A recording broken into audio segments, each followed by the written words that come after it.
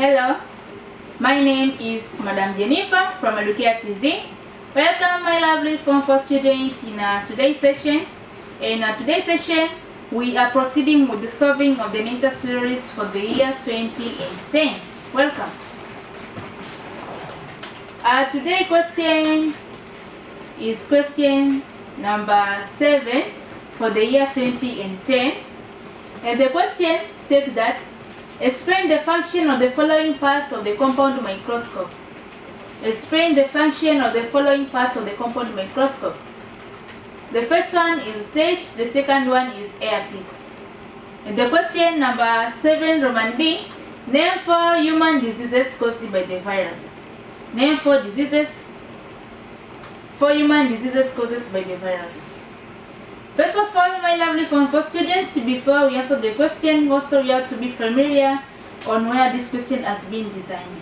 These two questions for Roman A and Roman B. The question Roman A, this has been derived from the Form 1 topic in that topic of the biological laboratory. And the question number 3, Roman B, has been derived from that topic of the viruses, kingdom Monera and the kingdom Protoctista. So in order to answer this question, these two questions, you need to have a deep understanding pertaining these two topics.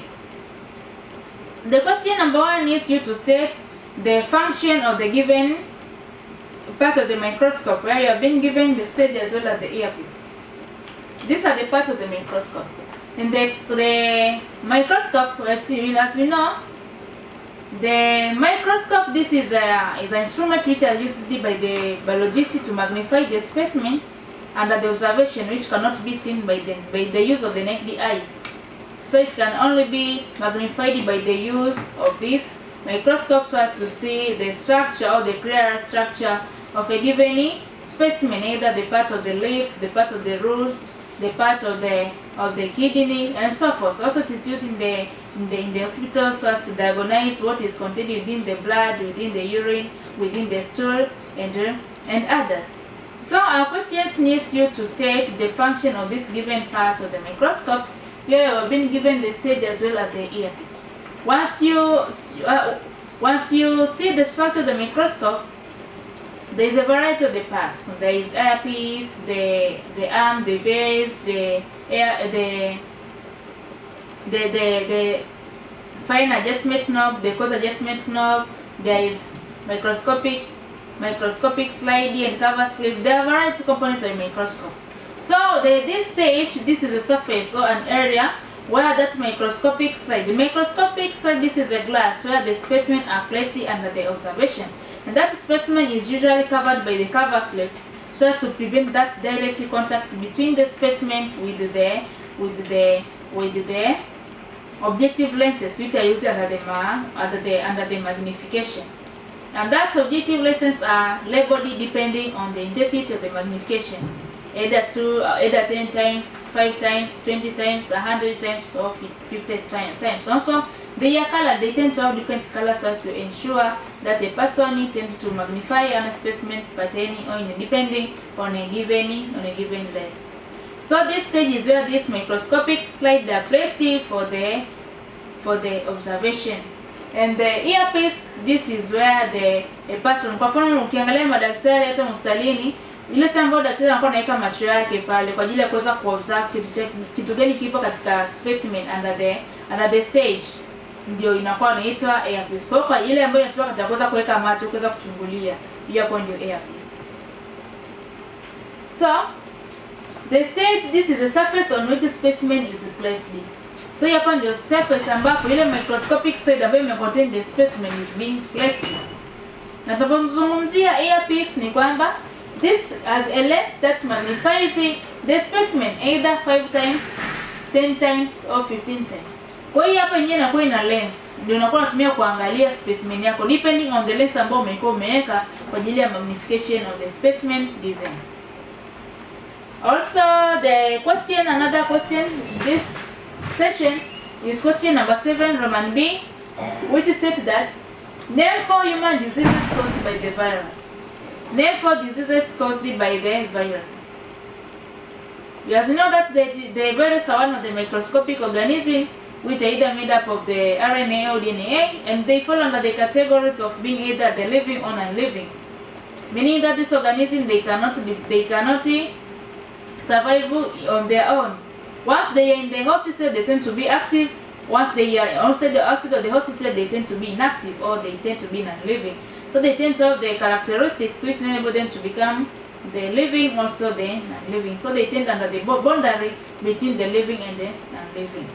So that there are the variety of the diseases which are caused by the viruses.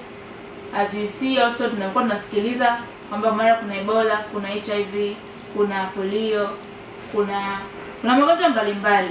Kwa swali letu leo kuna scabies ambazo zinasababishwa na virus. So swali letu leo tunatuambia tuweze kumention magonjwa manne ya binadamu ambayo yanasababishwa na virusi. Jiambia kwa wanyama. Magonjwa manne kwa binadamu ambayo yanasababishwa na virus. The first one is polio, which is caused by the virus. Second one kuna chicken pox na rabies. Na vile kuna AIDS na kuna COVID. These are the diseases which are caused by the virus. Another question is question number 9 for the year 2011, and our question states that define the following terms as used in the biology. Define the following terms as used in the biology. The first one is ecology, second one is environment, third one is community, fourth one is ecosystem. And another one is state the difference between the natural and artificial ecosystem. State the difference between the natural and artificial ecosystem. And the question number 9, Roman B, for part 2, states that explain why food web are more representative of feeding relationship than the food chain. Meaning that utoe sababu kwa nini food web inakuwa ina be more representative katika representation katika feeding relationship kuliko the food chain. My lovely Form 4 students, these two questions has been derived from the Form 2 topic in that topic of the balance of nature. I have teach it here at Edukia Media. Kama hujaweza kusoma ufuatilia, you are mostly welcome. Get subscribe and rate the balance of nature Form 2. Utapata full contents iko pale so that you can improve your understanding. Now this question has been derived from the topic of the balance of nature. Now let us answer as follows. In this Roman 1 for A, you are just needed to define. By starting with the first one, you have to define the term ecology. Ecology, this is a branch of biology which deals with the study, interaction of organisms with the environment. So this is a branch of biology which deals with the studying interaction of organisms with their environment. This is known as ecology. Kwa ile study au ile somo la viumbe hai ambayo inaangalia namna gani viumbe hai wanakuwa wanaingiliana na viumbe visivyo hao au pamoja na mazingira yao, ndio tunaita ekolojia au ecology. So environment haya ni mazingira. Mazingira ni nini? Kwanza darasa la 3 tunajifunza what is environment. Unajua kama mazingira ni kila kitu ambacho kinazunguka kiumbe hai. So that is environment. So environment is where living organisms are found and are living and their surrounding. Kwa pale kiumbe hai inapopatikana na vitu ambavyo vinamzunguka ndio inatengeneza mazingira.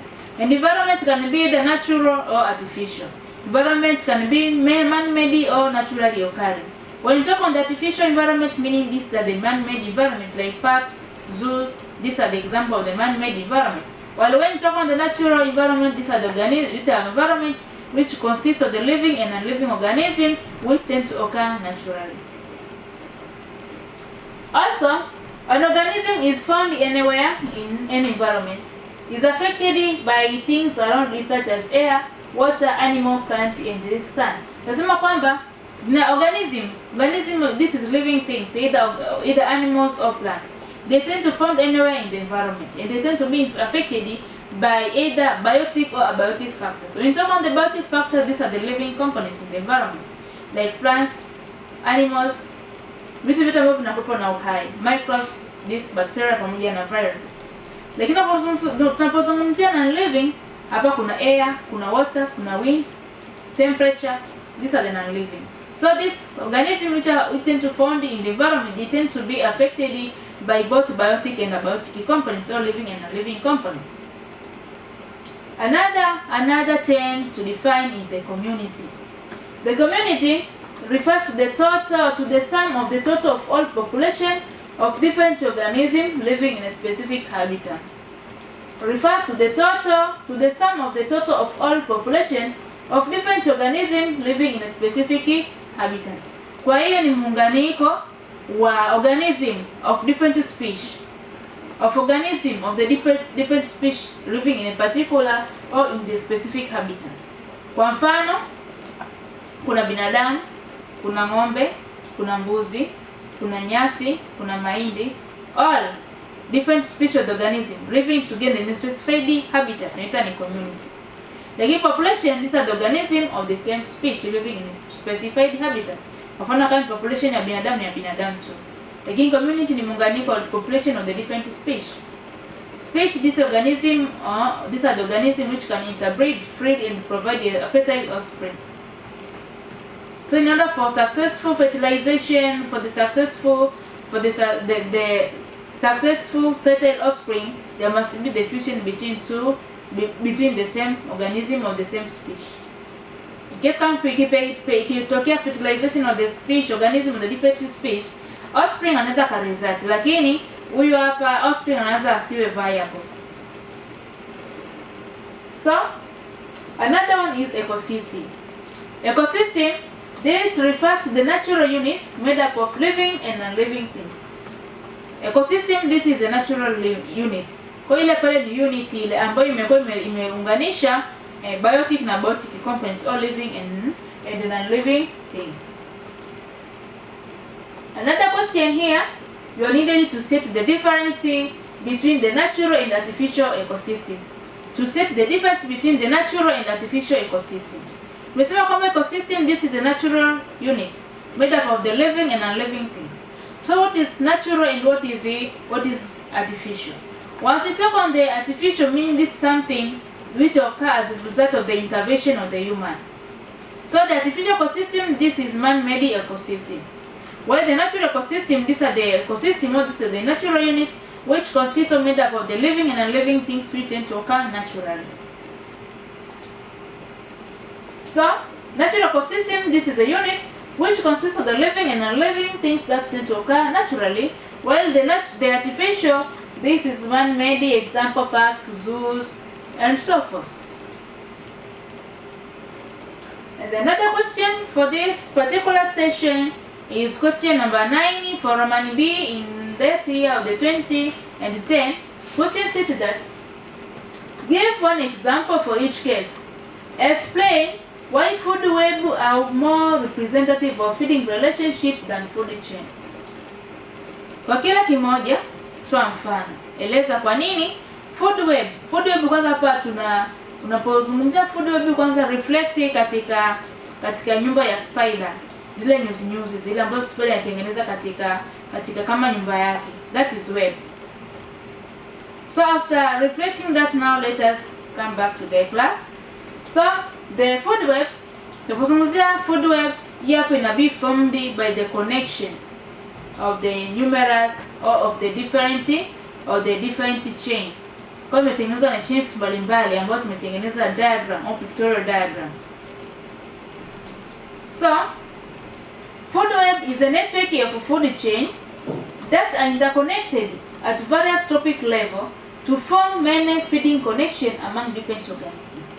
Kwa hiyo food web yenyewe inatengenezwa by connecting a variety of the food chain at different tropic level to form the feeding relationship. And this type of the feeding relationship, meaning that one organism tend to have more than one food source, and one organism tend to be a prey of more than one organism.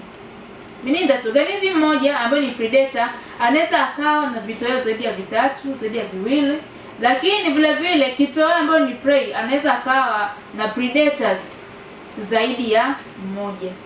Kwa hiyo swali linatuambia hivi, kwa nini hii food web sasa sana inatumika sana katika presentation of the feeding relationship as compared to the food chain? Now, what is food chain? kabla tujajibu swali letu. Na hii hapa ndio diagram ya food web. Kwa hivyo umeona kwamba hapa katika this topic level 1 kuna producers. Ambapo producer wetu hapa kuna maize pamoja na huyu hapa ni example ya earthworm. Ndio findo wanaita. So this one the stockholder. Now these are the maize, these are the producer. In this part one, this maize is also eaten by this stockholder. So katika construction, unapata kwamba this maize is being eaten by the mouse. Mouse is being eaten by the snake. Snake is being eaten by the eagle. This is the first food chain. Katika food chain hapa ni kitu kimoja. So this one is the first food chain. And again, the maize is being eaten by the stockholder. Stockholder is being eaten by the salamander. Salamander is being eaten by the snake. Snake is being eaten by the eagle. Unavyoona hapa, mouse hapa ni herbivores. Huyu hapa plant ni autotroph. Lakini huyu pia stockholder huyu ni herbivores, ambaye anakuja kuitiwa na salamander. Ambaye salamander pia ni herbivores. Huyu salamander yeye anakuwa na feed kwenye huyu mdudu. Huyu hapa ni insectivores. Alafu huyu reptile ambaye ni huyu salamander ambaye ni amphibia anakuja kuliwa na reptile ambaye ni nyoka. Alafu nyoka anakuja kuliwa na mammals ambaye ni ndege. So huyu hapa ndio final consumer. Ambaye huyu final consumer anamla huyu ni nyama, nyoka ni nyama, huyu ni carnivores. Na this mouse pamoja na salamander, huyu mouse ni herbivores, lakini salamander ni insectivores. Kwa unakuta kwamba unakuwa na connection hapo katika mchoro, unakuwa na two food chain, connection of the two food chain. Lakini kiangalia kwenye food chain unakuwa unaichi kitu kimoja tu. So unaangalia kwamba this is not stable. Food chain is not stable. Na unaangalia kwamba hapa katika food web the organism, kwa mfano kama huyu hapa, kwa mfano kama huyu eagle ambaye ndio final consumer, anakuwa na more than one food source. Ambapo kwa mfano chakula chake ni huyu nyoka. Na vile vile huyu nyoka anakuwa na more than one food source. Nyoka anamla rat, vile vile nyoka anamla salamander. Kwa hiyo unakuta kwamba nyoka anakuwa na two food source. Na unajikuta kwamba maize ambaye ni herbivores anakuwa analiwa na organism more than two predators. Ambapo hapa kuna mouse pamoja na stockholders ambao wote wanakuwa nakula mahindi. So unaangalia kwamba in this food web one organism, one prey anaweza kuwa na more than two predators, au predator anaweza kuwa na more than one food source. So this is one of the importance of the food web, kwamba it is very stable na one organism anakuwa na utilize a variety of the food source. And the food chain, this is diagrammatic representation which show the sequence of organisms through which the energy flow and each organism is the food of the next one in the sequence. Kwa katika food chain hapa ni kama mtiririko. This is a feeding relationship ambayo inaonyesha the sequence of organism, ambapo one organism is the food of the next organism. So yenyewe nakupa kama kwenye mstari tu, sio kama vile katika food web tunaona kama vile kuna pictorial representation. So yenyewe nakuta kwamba one organism anakuwa na only one food source. Prey moja anaitiwa na only one predator. Predator mmoja anakuwa tu na only one prey. Example, kuna hapa grass analiwa na zebra, zebra analiwa na lion. Na maize na plant analiwa na grasshopper, na grasshopper analiwa na frog. Ilikuwa imeisha. Kwa hiyo this is just a sequence. So ile tu sasa uelezee kwa nini food web mara nyingi napendelewa sana kuliko the food chain. Mpaka na tayari ushapata concept. So now let us see. The food web are more representative of feeding relationship than food chain kwa sababu because the food chain consists of the single straight pathway through which food energy travel in food ecosystem, while the food web consists of the numbers of interconnected food chain through which energy travel in an ecosystem. Kwa hiyo inasaidia katika stability na vile vile katika distribution of the nutrients in the ecosystem. Vile vile in food chain usually the member of higher trophic level feed upon a single organism of lower trophic level, while katika food web usually member of the higher trophic level feed upon many organisms of lower trophic level. Kwa hiyo inaongeza ile adaptability and the survival of an organism. In case kama hata mmoja kitoweka au ikuwa affected, sio kama katika food chain. Ukimtoa mmoja ndio tayari umemua, lakini katika food web organism anakuwa na more than one food source. Kwa hiyo ukimdisplace mmoja organism, a predator hawezi kuwa affected. The another one, The isolated or separated food chain decrease the instability of the ecosystem. Kwa food chain inapelekea instability of the ecosystem kwa sababu tunaona kwamba kuna only one sequence of the energy flowing to the ecosystem. Lakini katika food ambayo tumeona kwa kuna this interconnection of this food web inaongeza ile complexity. Ambapo sema kwamba the presence of the complex food web increases the chance of the stability of the ecosystem. So that is why the food web is more suitable in presenting the feeding relationship as compared to the food chain. My lovely Form 4 students, that marks the end of our today's session. Please stay connected and stay tuned at Educare Media for the coming session. Have a nice moment and thank you for your careful attention.